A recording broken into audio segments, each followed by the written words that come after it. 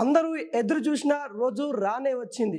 ఈరోజు 5 రాష్ట్రాల రిజల్ట్ ఉత్కంఠగా కొనసాగుతా ఉన్నాయి.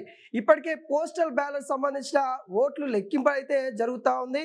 పలు చోట్ల బీజేపీ, పలు చోట్ల ప్రాంతీయ పార్టీలైన టీవీకే పార్టీ చిన్న పార్టీలు కూడా ముందంజగా దూసుకెళ్తున్న నేపథ్యం కనబడతా ఉంది. తమిళనాడులో టీవీకే ఎంతవరకు ఓట్లు చీల్చబోతుందో మరి కాసేపట్లో పూర్తి వివరాలు అయితే మనకి తెలియబోతా ఉంది. అదేవిధంగా మమతా బెనర్జీ సెంటిమెంట్ వర్కౌట్ అవుతుందా లేదా అనేది కూడా మరి కాసేపట్లో తెలిసిపోతుంది. మరి పశ్చిమ బెంగాల్లో బీజేపీ ఏదైతే అభివృద్ధి మరి హిందుత్వం అని నినాదంతో ముందుకొచ్చింది, ఆ నినాదం ఎంతవరకు వర్కౌట్ అవుతుందనే కూడా చూడాల్సింది మరి కాసేపట్లో మరి తెలియబోతా ఉంది. అదేవిధంగా కేరళలో ప్రభుత్వానికి వ్యతిరేకంగా గాలులు అయితే వీస్తా ఉన్నాయి. ఈ నేపథ్యంలో మరి అక్కడున్న లెఫ్ట్ పార్టీకి మరి ప్రజలు హ్యాండ్ ఇచ్చారా లేదో మరి కాసేపట్లో తెలిసిపోతుంది. అస్సాంలో మరి కేంద్రంలో అధికారం ఉన్న బీజేపీ మరి గెలవబోతుందని కూడా ఎగ్జిట్ పోల్స్ అయితే చెప్పడం జరిగింది. మరి అదే విధంగా జరుగుతుందనే విధంగా ఇప్పుడు రిజల్ట్ అయితే పోతా ఉన్నాయి. ఒకసారి పూర్తిగా చూసుకున్నాం. ఇప్పటి వరకు ఎక్కడెక్కడ ఎన్ని స్థానాలు ఉన్నాయి, మరి వాటిలో ఎంతవరకు గెలిచే అవకాశాలు ఉన్నాయి, ఎగ్జిట్ పోల్స్ ఏం చెప్పినాయి, ఆ ఎగ్జిట్ పోల్స్ ప్రకారమే మరి రిజల్ట్ వస్తుందా లేకుంటే ఏమన్నా తారుమారు అవుతుందా ప్రక్రియ అయితే ఒకసారి చూద్దాము. ముందుగా మనము తమిళనాడు మొత్తం కూడా రెండే రెండు రాష్ట్రాల పైన దేశం మొత్తం కూడా ఫోకస్ పెట్టింది. తమిళనాడు కావచ్చు, ఇటు పశ్చిమ బెంగాల్ కావచ్చు, ఈ రెండు రాష్ట్రాలపైనే భారీ ఉత్కంఠగా ఉన్న నేపథ్యం కనబడతా ఉంది. ఇక్కడ ఎవరు గెలుస్తారు, కింగ్ మేకర్ ఎవరు అవుతారనే మొత్తం యావత్ భారతదేశం కూడా ఈ రెండు రాష్ట్రాలే చూస్తూ ఉంది. ఎందుకంటే మిగతా రాష్ట్రాలు ఒక క్లారిటీకి వచ్చినాయి, అక్కడ ఏ పార్టీ గెలుస్తుంది ఏంటి అనేది కూడా కొంత క్లారిటీ వచ్చిన పరిస్థితి కనబడుతుంది. కానీ ఈ రెండు రాష్ట్రాలలో మాత్రం మరి క్లారిటీ రాని నేపథ్యం కనబడతా ఉంది. పశ్చిమ బెంగాల్లో హంగచ్చే అవకాశము క్లియర్ కట్గా కనబడతా ఉంది. కొంతవరకు బీజేపీ, టీఎంసీ రెండు కూడా తగ్గఫోర్ వెళ్తా ఉన్న నేపథ్యం అయితే మనకైతే ఇక్కడ క్లియర్ కట్గా కనబడతా ఉన్నాము. మమతా బెనర్జీకి అక్కడ ఉన్న ప్రజలు మరి మద్దతు ఉన్నారా లేకుంటే బీజేపీ వైపు ఏమన్నా చూస్తూ ఉన్నారా అనేది కూడా అక్కడ క్లియర్ కట్గా కొంతవరకు బీజేపీకి గతం కంటే ఇప్పుడు మెరుగైన ఓట్ బ్యాంకింగ్ అయితే దక్కించుకున్న పరిస్థితి కనబడుతూ ఉంది. అయితే ఈసారి తమిళనాడులో సాంప్రదాయ ద్రావిడ రాజకీయాలతో పాటు కొత్త పార్టీలు అంటే టీవీకే రావడము, టీవీకేతో పాటు కొత్తగా రాజకీయాల్లోకి వచ్చిన నేతలు కావచ్చు, సాధారణమైన ప్రజలు సాధారణంగా ఎవరైతే జీవిస్తున్నా ఉన్నారో ఒక డ్రైవర్ కొడుకు కావచ్చు, లేకుంటే ఒక రిక్షా బండికి సంబంధించిన వ్యక్తి కావచ్చు, మరి ఎన్నికలలో అయితే పోటీ చేయడం అయితే జరిగింది. ఇక్కడ చాలా ప్రభావితం చూపిస్తున్న పరిస్థితి కనబడుతూ ఉంది. దాదాపుగా మన తమిళనాడులో చూసుకున్నట్లయితే 234 సీట్లు ఉన్నాయి. 118 సీట్లు ఎవరికైతే వస్తాయో వాళ్ళది అక్కడ ప్రభుత్వం. అయితే స్టాలిన్, ఎంకే స్టాలిన్ మరి గతంలో ప్రభుత్వం ఏర్పాటు చేయడంలో కీలక పాత్ర పోషించారు.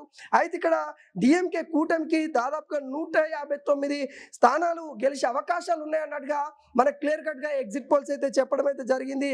మరి డిఎంకే, అన్నా డిఎంకే, టీవీకే ఇక్కడ మూడు పార్టీలు కూడా త్రిముఖ పోటీగా ఉన్న పరిస్థితి కనబడతా ఉంది. కొన్ని సర్వేలు టీవీకే కూడా అధికారంలోకి వస్తుందని కూడా చెప్పింది. ఇక్కడ కీలకంగా టీవీకే మారబోతా ఉన్న పరిస్థితి కనబడతా ఉంది. ఇప్పటికే టీవీకే సంబంధించిన మరి పార్టీ నేతలు కూడా క్యాంప్ రాజకీయాలు మొదలుపెట్టిన పరిస్థితి కనబడుతుంది.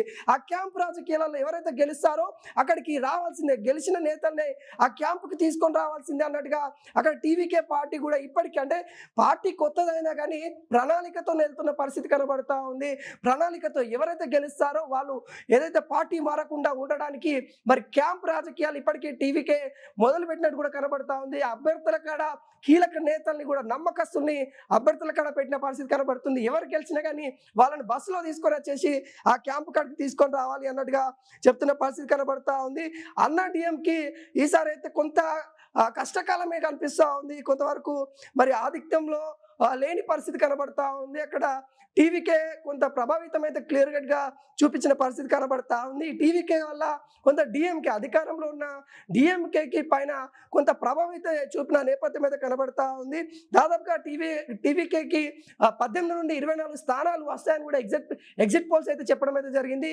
ఈ నేపథ్యంలో మరి అంతకంటే ఎక్కువ వచ్చే అవకాశాలు అయితే ఇక్కడ కనబడతా ఉన్నాయి.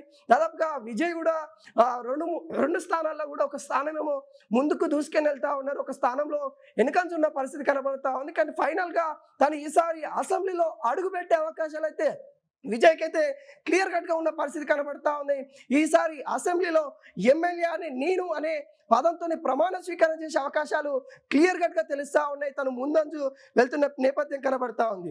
అదేవిధంగా పశ్చిమ బెంగాల్ కూడా మనం చూసుకున్నట్లయితే ఇక్కడ 294 స్థానాలు ఉన్నాయి. 148 స్థానాలు ఎవరైతే గెలుస్తారో వాళ్ళకే అధికారం. అయితే ఇక్కడ అభివృద్ధి లేదు. ఏదైతే విదేశీయులకు సంబంధించిన ఇక్కడ ఎక్కువ మంది ఉంటా ఉన్నారు. దేశ శత్రువులు ఎవరైతే ఉంటారో వాళ్ళంతా పశ్చిమ బెంగాల్లో తెర వేసుకొని అంటే అక్కడనే చాలా మంది ఉంటా ఉన్నారు.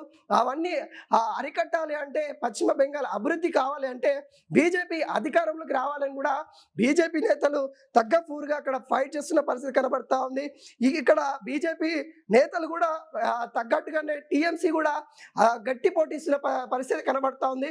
3 సార్లు గెలిచిన అనుభవంతో మమతా బెనర్జీ మరి కీలకంగా అక్కడ రాజకీయ వ్యూహాలతో ముందుకెళ్తున్న పరిస్థితి కనబడతా ఉంది. ఇప్పటికే చూసాం అక్కడ అనేక విధాలుగా ఏదైతే పోస్టల్ బ్యాలెట్ సంబంధించి కావచ్చు, లేకుంటే ఈవీఎంలకు సంబంధించి కావచ్చు, అక్కడ అవకతవకలు జరిగాయన్నట్టుగా మళ్ళీ రీఎలక్షన్ పెట్టిన నేపథ్యం అయితే మనం చూస్తాం. ఈ పరిస్థితులలో కూడా అక్కడ ఎవరు గెలుస్తారు? దాదాపుగా ఒక 18 స్థానాలే అక్కడ కింగ్ మేకర్ అవుతున్న పరిస్థితి కనబడతా ఉంది. ఆ స్థానాలు ఎవరైతే గెలుస్తారో అక్కడ అధికారం కూడా వాళ్ళదే అన్నట్టుగా క్లియర్ కట్గా కనబడుతుంది. ఎందుకంటే అవి కూడా రీపోలింగ్ జరిగిన స్థానాలను కూడా చెప్పుకోవచ్చు. అక్కడ తగ్గపోరు ఉన్న పరిస్థితి మనమైతే చూస్తా ఉన్నాం.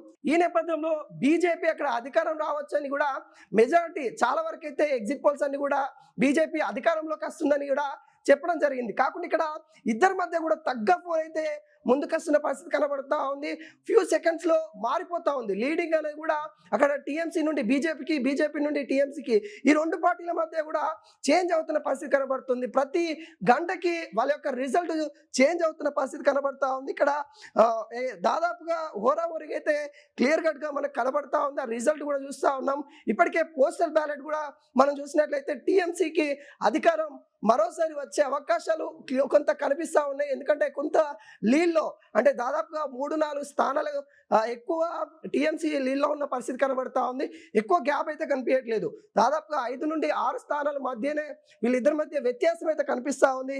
మరి చూడాలి మరి కాసేపట్లో క్లియర్ కట్గా మరి మరోసారి మమతా బెనర్జీ మరి సీఎంగా ప్రమాణం చేయబోతుందా, లేకుంటే బీజేపీ నేతలకి అవకాశం దక్కుతుందని కూడా మరి కాసేపట్లో అయితే తెలిసే అవకాశాలు అయితే కనబడతా ఉంది. కానీ తగ్గపోరైతే అక్కడ పోటీ ఉన్న నేపథ్యం మనం చూస్తా ఉన్నాం.